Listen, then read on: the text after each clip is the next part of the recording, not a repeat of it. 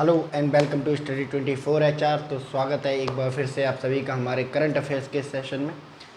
तो current affairs के session में हमने पिछली बार डिस्कस कर लिया था जो हमारा वीकली करंट अफेयर्स है 1 जुलाई से लेके 7 जुलाई तक का। ठीक है, एक्चुअली हम लोग मिक्स कर रहे थे 1 जुलाई से लेके 15 जुलाई तक का, तो हमने 1 से 7 जुलाई तक का कर लिया था। आज हम लोग 8 से 15 जुलाई तक का करेंगे, उससे आगे का। ठीक है,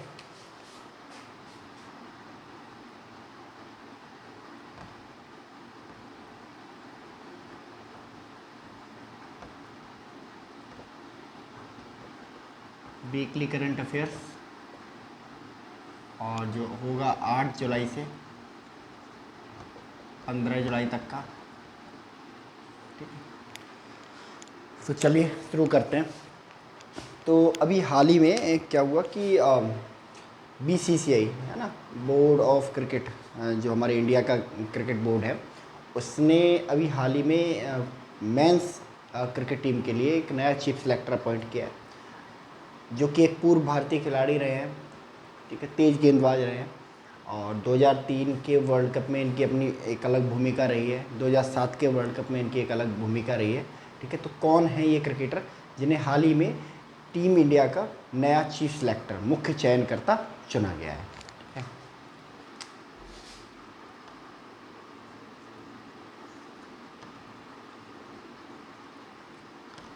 हाल ही में किस व्यक्ति को भारतीय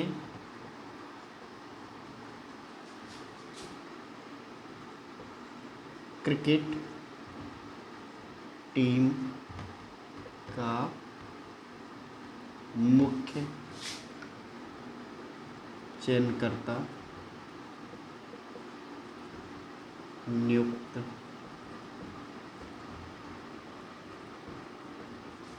किया गया है? कौन है ये पर्सन?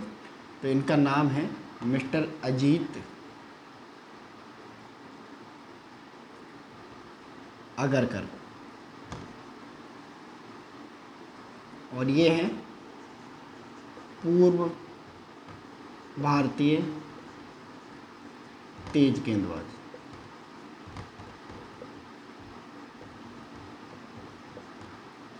पूर्व भारतीय तेज गेंदबाज को नियुक्त किया गया है, जो अजीत अगरकर साहब हैं उनको नियुक्त किया गया है टीम इंडिया का नया मुख्य चयनकर्ता। ठीक है, चलिए और नेक्स्ट चलते हैं हम लोग।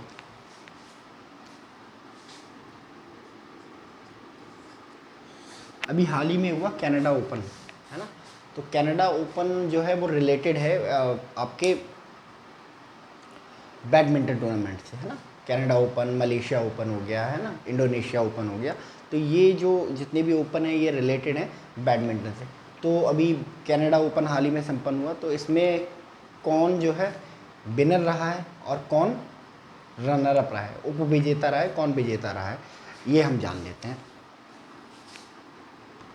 कनाडा ओपन ओपन 2023, ठीक है। तो इसका जो विजेता है और उपविजेता, ठीक है। तो इसका विजेता एक इंडियन रहा है, ठीक है, जिनका नाम है लक्ष्य सेन। लक्ष्य सेन। और उपविजेता यानी कि जो हारा है फाइनल, उनका नाम है ली साई फेंग फेंग ली साई फेंग। तो लक्ष्य सेन जो है इस बार के जो कनाडा ओपन है उसके विजेता रहे हैं, और जो ली साई फेंग है वो इस साल के जो कनाडा ओपन है उसके उपविजेता रहे। और ये याद रखेंगे जो कनाडा ओपन है वो रिलेटेड है बैडमिंटन से।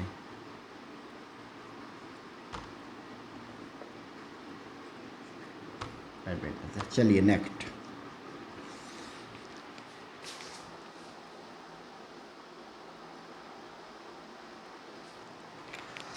तो ग्रैंड प्रिक्स के बारे में आपने सभी ने सुना होगा, है ना। तो ग्रैंड प्रिक्स जो होती है फॉर्मूला नंबर 1 रेसिंग होती है, ठीक है। फार्मूला नंबर 1 जो कार होती है, F1 जो कार होती है, उन कारों की रेसिंग होती है। तो अभी हाल ही में ब्रिटिश ग्रैंड प्रिक्स जो है संपन्न हुई, ठीक है। तो जिस देश में होता है उसी के नाम से ग्रैंड प्रिक्स को नाम दे दिया जाता है। अगर कतर में हो रही है तो कतर ग्रैंड प्रिक्स हो गया। अगर अमेरिका में हो गई है तो अमेरिकन ग्रैंड प्रिक्स हो गया। इटली में हो रही है तो इटालियन ग्रैंड प्रिक्स हो गया। तो इस तरह से जिस देश में ऑर्गेनाइज होती है उस देश का नाम दे दिया जाता है ग्रैंड प्रिक्स को। तो अभी हाल ही में जो आपकी ब्रिटिश ग्रैंड प्रिक्स हुई उसको किसने जीता है? हाल ही में, एक मार्कर ले लेते हैं दूसरा।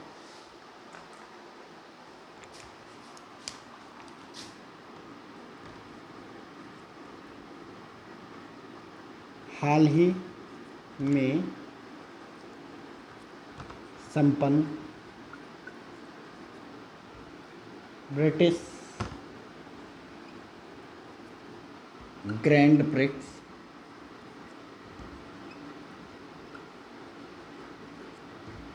का विजेता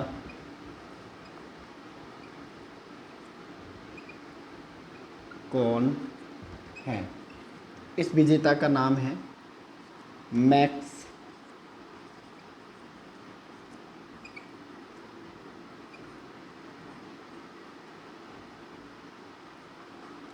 वर्स्टैपन। मैक्स वर्स्टैपन, ठीक है। तो मैक्स वर्स्टैपन है, इन्होंने जीते ब्रिटिश ग्रैंड प्रिक्स। एक्चुअली साल 2023 में जितनी भी ग्रैंड प्रिक्स संपन्न हुई हैं अभी तक, उनमें से ज़्यादातर जो ग्रैंड प्रिक्स हैं वो जीती हैं मैक्स वर्स्टैपन ने। तो अगर एग्जाम में इस तरह की ग्रैंड प्रिक्स से रिलेटेड कोई क्वेश्चन आता है तो 99.99% उसका आंसर क्या होगा? मैक्स वर्स्टैपन होगा। केवल एक दोहा ग्रैंड प्रिक्स ऐसी है जिसको लुइस हैमिल्टन ने जीता है। बाकी जितनी भी ग्रैंड प्रिक्स इस साल हुई हैं वो किसने जीती है? मैक्स वर्स्टैपन ने जीती है। तो उसी तरह ब्रिटिश ग्रैंड प्रिक्स के जो विजेता हैं वो भी मैक्स वर्स्टैपन साहब रहे हैं, ठीक है। चलिए इसको नोट कर लीजिए आप।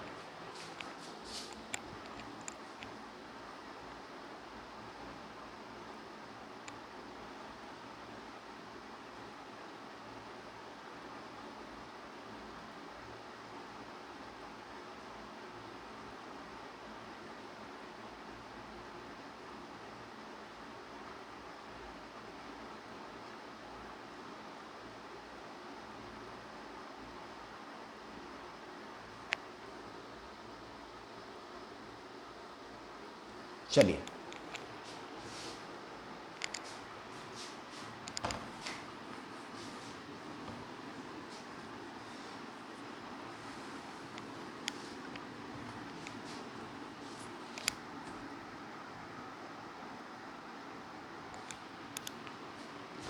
नेक्स्ट चलते हैं। UEFA championship, UEFA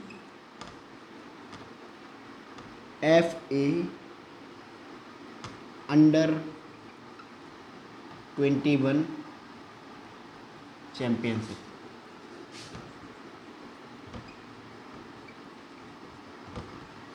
2023। ये किससे रिलेटेड है? सबसे पहली बात, ये रिलेटेड है फुटबॉल से। और UAPA मतलब यूरोप की जितनी भी टीमें होती हैं वो उसमें खेलती हैं। फीफा में जैसे सारी दुनिया की टीमें खेलती हैं, UEFA में क्या होती हैं? यूरोप की जितनी भी टीमें होती हैं वो खेलती हैं। तो इस UEFA अंडर 21 चैंपियनशिप को किसने जीता है? ठीक है, कौन विजेता रहा है और कौन उपविजेता रहा है? ठीक है,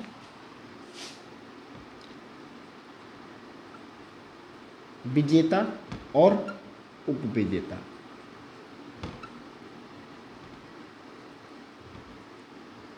विजेता इस साल का जो UEFA अंडर 21 चैंपियनशिप है 2023, उसका विजेता जो रहा है वो रहा है इंग्लैंड, ठीक है। और किसको हराकर जीता है, यानी कि उपविजेता कौन है? उपविजेता है स्पेन, ठीक है। तो स्पेन को हराकर इंग्लैंड ने इस साल UEFA चैंपियनशिप 2023 जो फुटबॉल की है उसको जीता है, ठीक है। चलिए next, FIH hockey pro league title.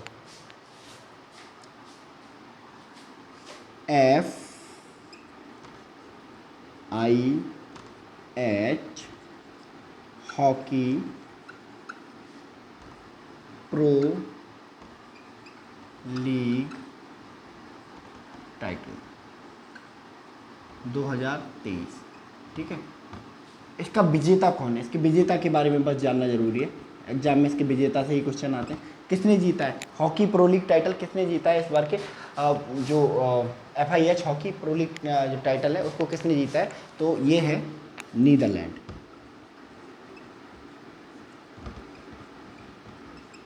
Netherlands ने इसको जीता है, नीदरलैंड ने इस टाइटल को जीता है। ठीक है, चलिए नेक्स्ट। ठीक है, अभी हाल ही में एक मेजर इंसिडेंट हुआ जब बांग्लादेश जो टीम के जो कैप्टन हैं, ठीक है, उन्होंने जो अपना रिटायरमेंट है उसको अनाउंस कर दिया। तो कौन है वो क्रिकेटर, बांग्लादेशी क्रिकेटर या बांग्लादेशी कैप्टन जिसने अंतर्राष्ट्रीय क्रिकेट से संन्यास लेने की घोषणा की है। ठीक है,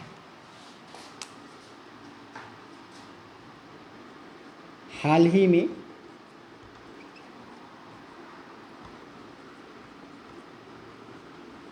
किस बांग्लादेशी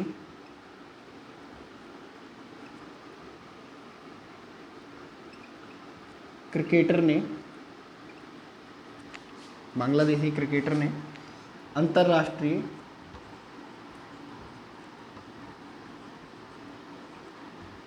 क्रिकेट से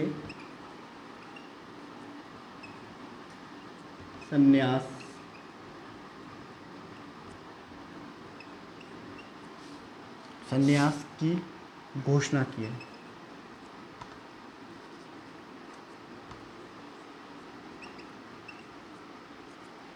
कौन है वो क्रिकेटर? ठीक है, तो इनका नाम है मिस्टर तमीम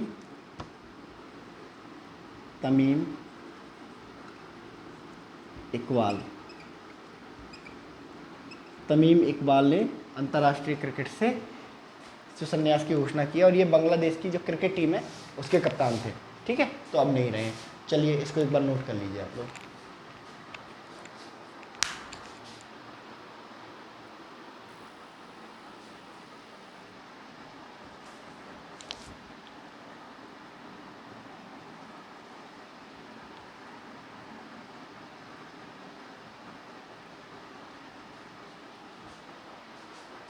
चलिए नेक्स्ट।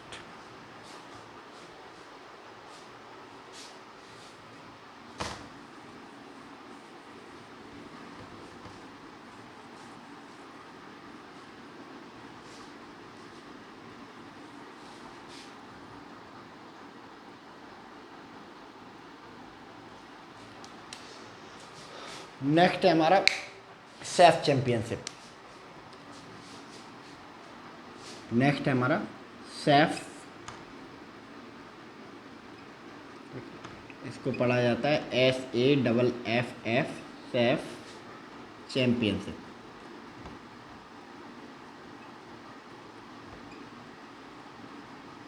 दो 2023। ठीक है, तो बहुत महत्वपूर्ण चैंपियनशिप होती है। ठीक है, तो किससे संबंध, किससे है इसका संबंध, किस चीज़ से संबंध है? क्रिकेट से है, हॉकी से है, फुटबॉल से है, किससे है? तो संबंध इसका जो है फुटबॉल से है। ठीक है, और इस बार का ये जो सैफ चैंपियनशिप हुई थी वो कहाँ पे हुई थी? ठीक है, कहाँ पे हुई थी सैफ चैंपियनशिप? ठीक है, मेजबान देश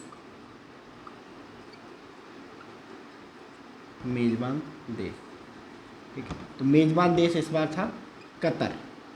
ठीक है, विजेता कौन है इसका और उप विजेता कौन है? विजेता कौन है और उप विजेता कौन है? तो सैफ चैंपियनशिप की इस बार की जो सैफ चैंपियनशिप है उसका जो विजेता है वो है भारत। ठीक है, भारत ने पहली बार इस सैफ चैंपियनशिप को जीता है। ठीक है, और किसको हराया है? कौन उप विजेता रहा है? उप विजेता रहा है कुवैत। ठीक है, तो सैफ चैंपियनशिप के बारे में इस साल का स्पोर्ट का सबसे इम्पोर्टेंट सवाल है, वन ऑफ द इम्पोर्टेंट सवाल है। ठीक है, है ना, सबसे इम्पोर्टेंट नहीं but one of the important सवाल है ये। सैफ चैंपियनशिप किससे रिलेटेड है, संबंध इसका किससे है, फुटबॉल से संबंध है। मेजबान देश कौन है, कतर है। विजेता कौन है, भारत है। और उपविजेता कौन है, कतर है। ठीक है, तो इसको याद रखेंगे। ठीक है, चलिए डूरंड कप। ठीक है, डूरंड कप हमारे इंडिया का one of the oldest football tournament है। ठीक है, हर साल जो है देश के विभिन्न विभिन्न कोनों में इसको आयोजित किया जाता है। तो अभी हाल ही में इसके मेज़बान जो सिटी है, मेज़बान जो देश है, सॉरी मेज़बान जो राज्य है, उसकी घोषणा की गई। तो इस बार का जो डूरंड कप है, ठीक है, वो कहाँ खेला जाएगा।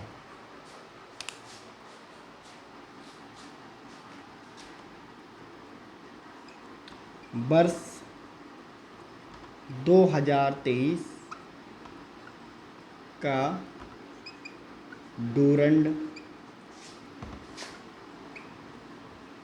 फुटबॉल कप किस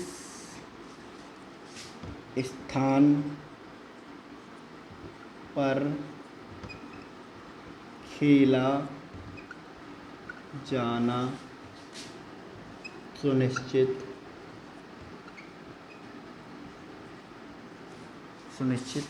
हुआ है।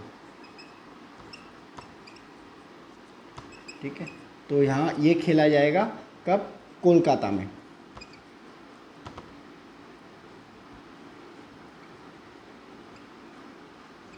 कोलकाता में खेला जाएगा ये। ठीक है, तो इस बार का जो डूरंड कप है वो कहाँ होने जा रहा है, कोलकाता में होने जा रहा है। ठीक है, चलिए चलिए इसको नोट कर लीजिए एक बार आप।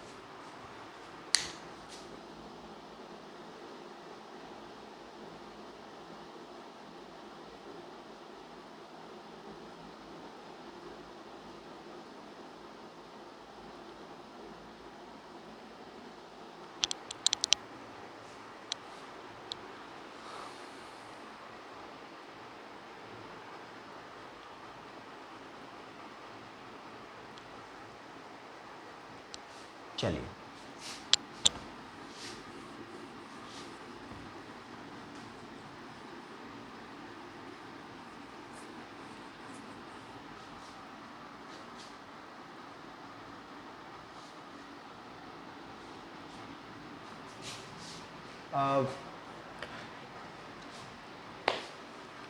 चलिए नेक्स्ट।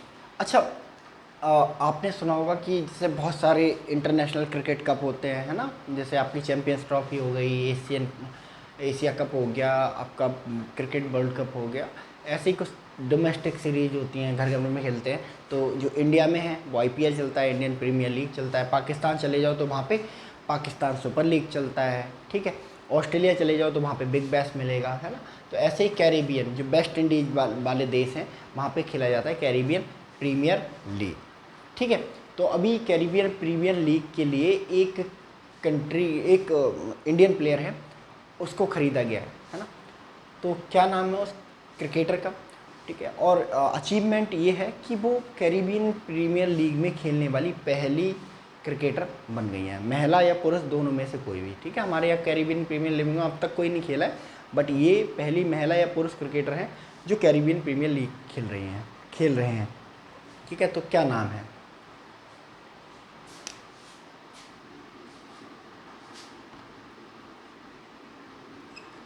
हाल ही में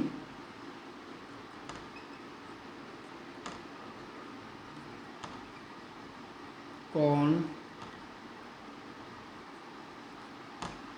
सी क्रिकेटर कैरेबियन प्रीमियर लीग खेलने वाली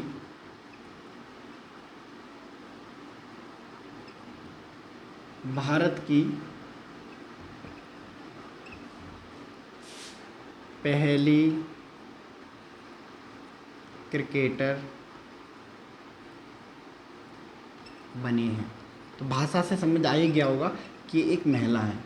ठीक है, तो भले ही ये महिला है, तो पहली महिला भी है, पहली पुरुष भी है जो कैरिबियन प्रीमियर लीग को खेल रही है। तो क्या नाम है इनका? तो इनका नाम है श्रेयांका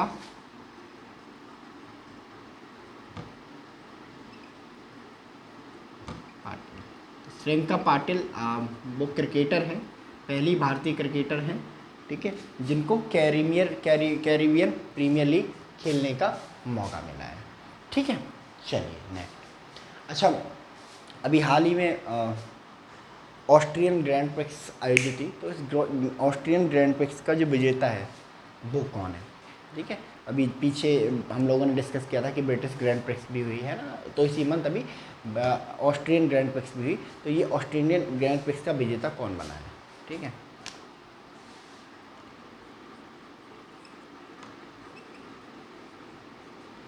हाल ही में संपन्न ऑस्ट्रियन ग्रैंड प्रिक्स का विजेता कौन है? ठीक है, तो कौन है ऑस्ट्रियन ग्रैंड प्रिक्स का विजेता? ठीक है, तो मैंने आपको क्या बताया, 99.99% एक ही है, एक ही पर्सन है जीत रहा है। ठीक है, जिनका नाम है क्या है? मैक्स वर्स्टैप्पन। मैक्स वर्स्टैप्पन है ना, ऑस्ट्रियन ग्रैंड प्रिक्स के विजेता। ठीक है, सारी ग्रैंड प्रिक्स है ना। हाँ, फार्मूला 1 रेसिंग में क्या होता है कि भाई दौर होता है खिलाड़ी का एक, है ना। इससे पहले लुइस हैमिल्टन लगातार सारी रेसें जीत रहे थे, है ना। और इससे पहले लुइस हैमिल्टन से पहले सेबेस्टियन वेट्टेल थे जो सारी रेसें जीत रहे थे, है ना। तो उससे पहले माइकल शूमाकर थे, है ना। तो हर खिलाड़ी का एक दौर आता है इसमें। ठीक है, तो अभी दौर किसका चल रहा है? मैक्स वर्स्टैप्पन का चल रहा है। दोहा ग्रैंड प्रिक्स को छोड़ के इन्होंने सारी ग्रैंड प्रिक्स जीती हैं। दोहा ग्रैंड प्रिक्स सिर्फ जो है लुइस हैमिल्टन ने जीती है, बाकी सारी ग्रैंड प्रिक्स अभी तक जनवरी से लेके अभी तक जितनी भी ग्रैंड प्रिक्स हुई हैं वो सारी किसने जीती हैं? मैक्स वर्स्टैप्पन ने जीती हैं। ठीक है, तो इसको याद रखेंगे। चलिए नेक्स्ट।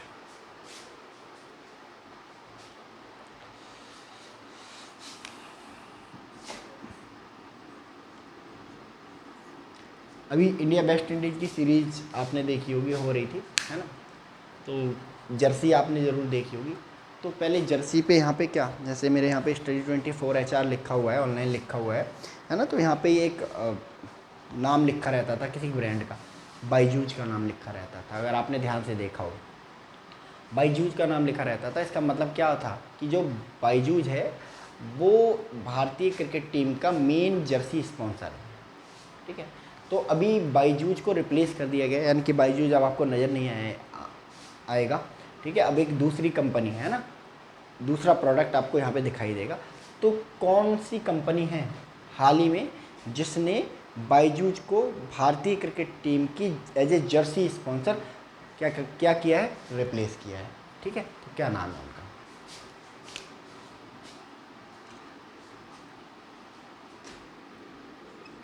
हाल ही में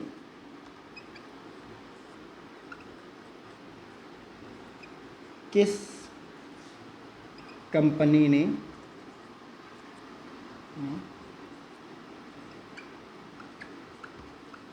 बाईजूज को भारतीय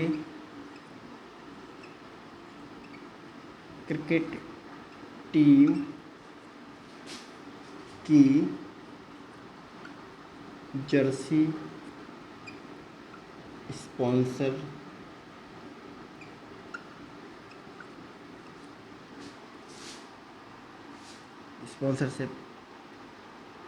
बाईजूज है ना स्थानांतरित किया है?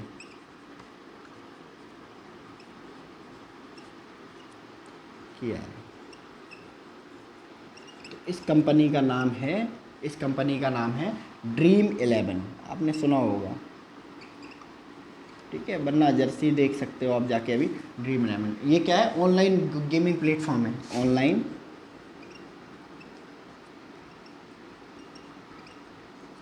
Gaming platform, online gaming platform, ठीक है। ड्रीम 11 ऑनलाइन गेमिंग प्लेटफॉर्म है, ठीक है। तो बाईजूज को रिप्लेस किया है किसने? ड्रीम 11 ने एज ए जर्सी स्पॉन्सर, ठीक है। चलिए इसको नोट करिए एक बार आप।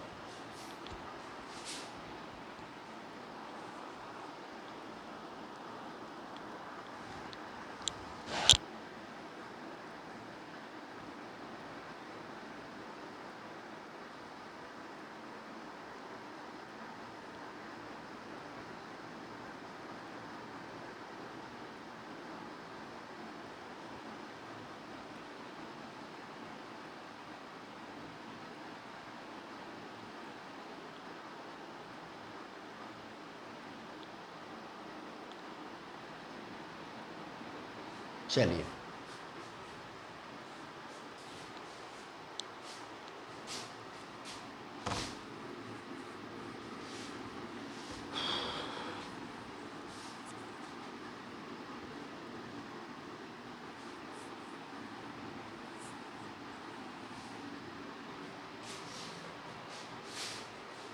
ठीक है। तो लुसाने डायमंड लीग, ठीक है, इसका आयोजन हुआ और हाल ही में जो लुसाने जो डायमंड लीग है उसका विजेता कौन बना है, ठीक है।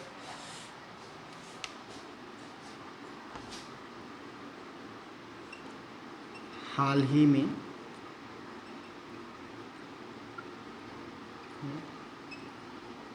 आयोजित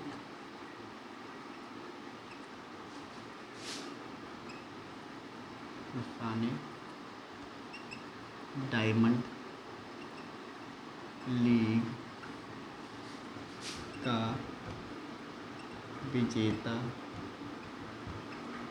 कौन है, ठीक है। तो लुसाने डायमंड लीग जानने से पहले कि मतलब विजेता जानने से पहले हम ये जान लेते हैं ये होती क्या है, किस चीज़ के लिए होती है। तो जो लुसाने डायमंड लीग है ना वो होती है जेवलिन थ्रो के लिए, ठीक है। जो भाला फेंक जो हमारे नीरज चोपड़ा साहब फेंकते हैं, है ना, पता है ना, भाग ये जो फेंकते हैं नीरज चोपड़ा, है ना। नीरज चोपड़ा का नाम तो सभी ने सुना होगा, जो टोक्यो ओलंपिक अभी हाल ही में हुआ था 2000, है ना, 2021 में, ठीक है। तो 21 में सॉरी, है ना, उसमें उन्होंने गोल्ड जीता था। तो ये लुसाने डायमंड लीग जो जेवलिन थ्रो की प्रतियोगिता है उसको किसने जीता है? तो इसे जीता है मिस्टर नीरज चोपड़ा ने।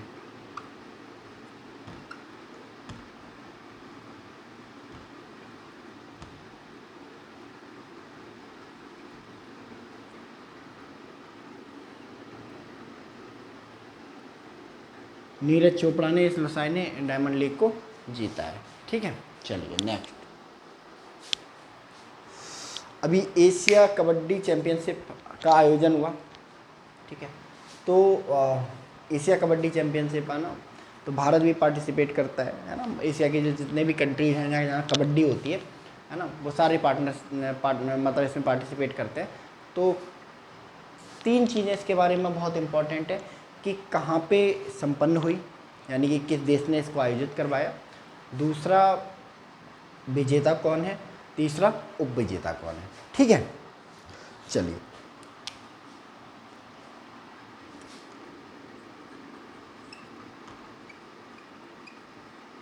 एशियन कबड्डी चैंपियनशिप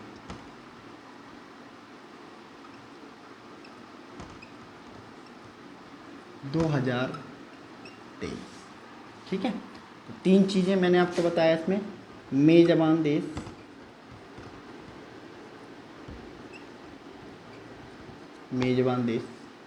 विजेता और उपविजेता, 3 लोगों के बारे में हमें जानना है। मेजबान देश, तो मेजबान देश कहाँ पे आयोजित हुआ? ये रिपब्लिक ऑफ कोरिया यानी कि दक्षिण कोरिया में, दक्षिण कोरिया में आयोजित हुआ। और विजेता इस एशियन कबड्डी चैंपियनशिप का कौन है? भारत ने जीती है एशियन कबड्डी चैंपियनशिप, ठीक है। और इस का उपविजेता कौन है? उपविजेता है ईरान। ठीक है। तो ईरान ने जीती है ये एशियन, सॉरी उप विजेता रहा है ईरान, और भारत रहा है विजेता। ठीक है। तो ये वो आपसे पूछ सकता है कि हाल ही में आयोजित एशियन कबड्डी चैंपियनशिप का आयोजन किस देश में हुआ, तो आपका आंसर होगा दक्षिण कोरिया। या आपसे पूछ सकता है कि एशियन कबड्डी चैंपियनशिप जो कि हाल ही में आयोजित हुई उसका विजेता कौन है, तो आपका आंसर भारत। या आपसे इस तरह क्वेश्चन पूछेगा कि हाल ही में आयोजित एशियन कबड्डी चैंपियनशिप में भारत ने किसको हराकर, ठीक है, ट्रॉफी जीती है, तो आपका आंसर होगा ईरान। ठीक है, समझ में आया बच्चों? चलो इसको नोट कर लो एक बार आप।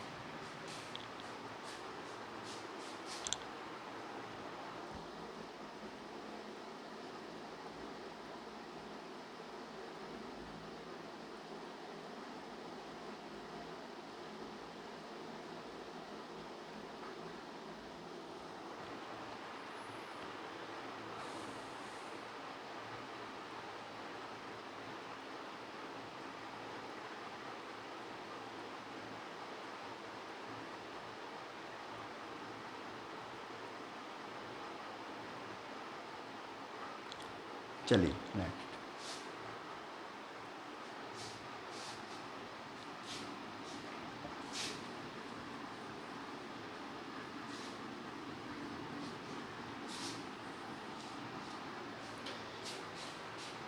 ठीक है, तो हमने डिस्कस किया था लास्ट सेशन में जब हम करंट अफेयर्स पढ़ रहे थे कि प्राइम मिनिस्टर मोदी ने 2 देशों का दौरा किया था।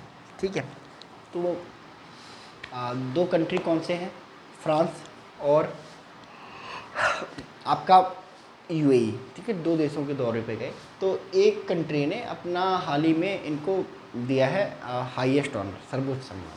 ठीक है, तो किस कंट्री ने इनको हाईएस्ट सम्मान दिया है और उस सम्मान का नाम क्या है? ठीक है, अब जैसे हमारे यहाँ जो हाईएस्ट सम्मान है, सर्वोच्च सम्मान है, उसको भारत रत्न कहा जाता है। ठीक है, तो जिस देश ने इनको ये सम्मान दिया है, सर्वोच्च सम्मान दिया, तो सर्वोच्च सम्मान का भी कुछ नाम होगा ना, तो उस सर्वोच्च सम्मान का क्या नाम है जो उस कंट्री ने प्रधानमंत्री नरेंद्र मोदी को दिया है?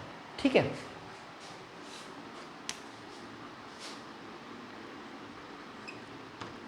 हाल ही में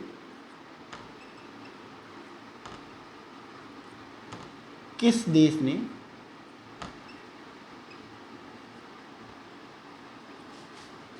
प्रधानमंत्री नरेंद्र मोदी को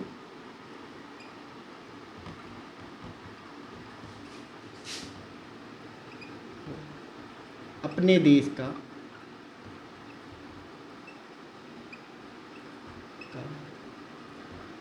सर्वोच्च नागरिक सम्मान दिया? ठीक है, तो किस कंट्री ने दिया था, है ना? ये कंट्री है फ्रांस, है ना? और आपसे ये भी पूछा जा सकता है सम्मान का नाम क्या है। ठीक है, तो हाल ही में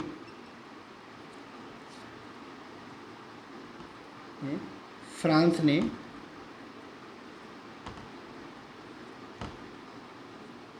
नरेंद्र मोदी को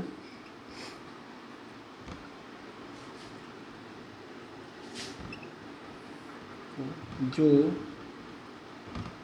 सम्मान, सर्वोच्च सम्मान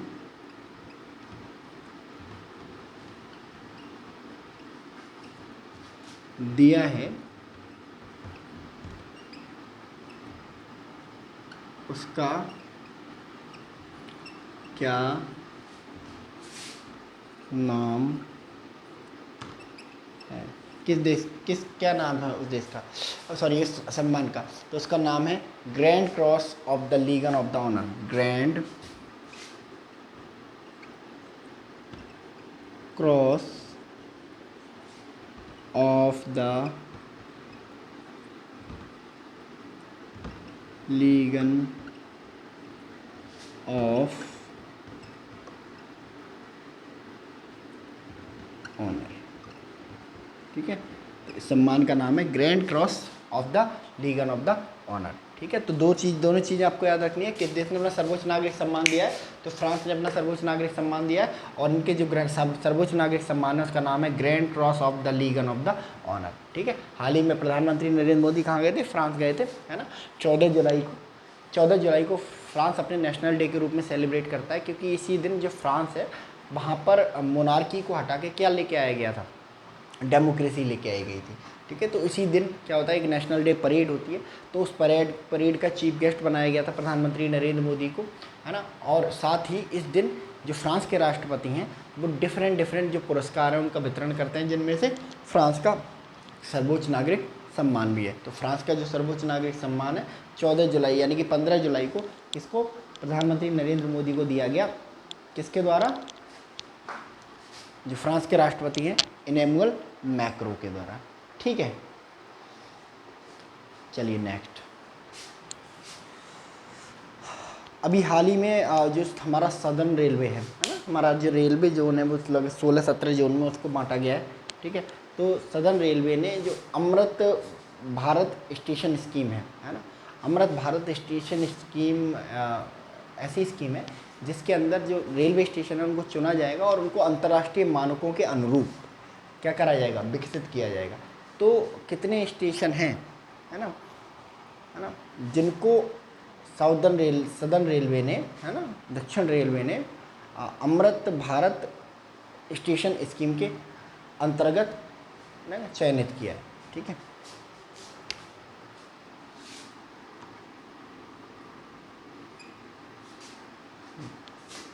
हाल ही में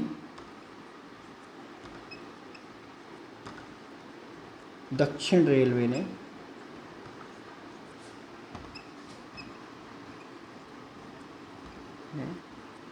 कितने रेलवे स्टेशनों को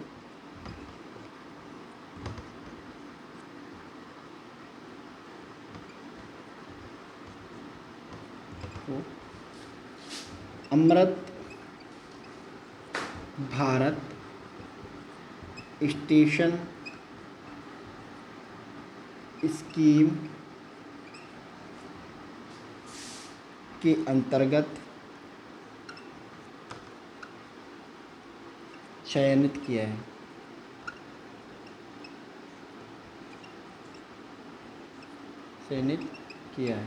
ठीक है, कितने रेलवे स्टेशनों को चयनित किया गया है अमृत भारत स्कीम के अंतर्गत? ठीक है, 90 स्टेशन को, दक्षिण भारत के 90 स्टेशनों को चयनित किया गया है। ठीक है, अमृत भारत स्टेशन स्कीम के तहत अब इन 90 स्टेशनों का किया जाएगा? जीर्णोद्धार किया जाएगा, और यहाँ पर जो फैसिलिटीज़ हैं, जो सुविधाएं हैं इन स्टेशनों पर, वो इंक्रीज़ की जाएंगी, बढ़ाई जाएंगी। ठीक है, जिससे नागरिकों को, है ना, जो रेलवे में यात्रा करने वाले जो यात्री हैं उनको कठिनाइयों का सामना ना करना पड़े, और जो हमारे देश का जो रेलवे इंफ्रास्ट्रक्चर है उसमें सुधार आए। ठीक है, चलिए इसका स्क्रीनशॉट लीजिए।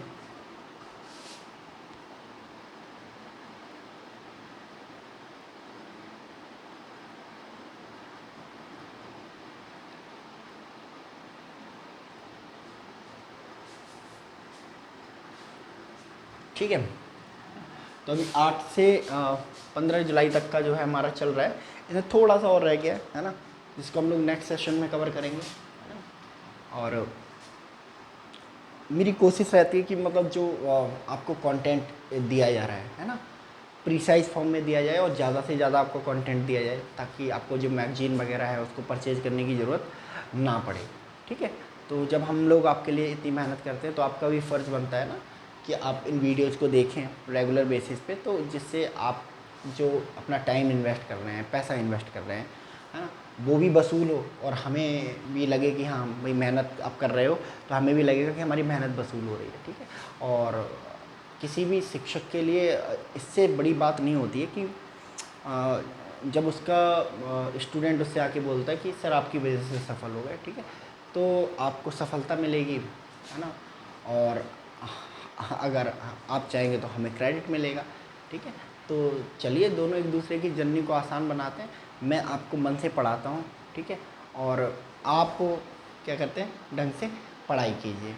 ठीक है, है ना। यही अपन हमारा रिश्ता है और यही होना चाहिए, ठीक है। तो आज के सेशन में हम लोग इतना ही रखते हैं, बाकी का जो बचा कुछ है हम नेक्स्ट सेशन में कवर करेंगे, ठीक है। तो चलिए फिर मिलते हैं हम लोग नेक्स्ट सेशन में, तब तक आप लोग अपना ध्यान रखिए, मेहनत से पढ़ाई कीजिए, है ना, और पंक्चुअल रहिए, है ना। तो मिलते हैं हम लोग नेक्स्ट सेशन में, तब तक के लिए थैंक यू वेरी मच।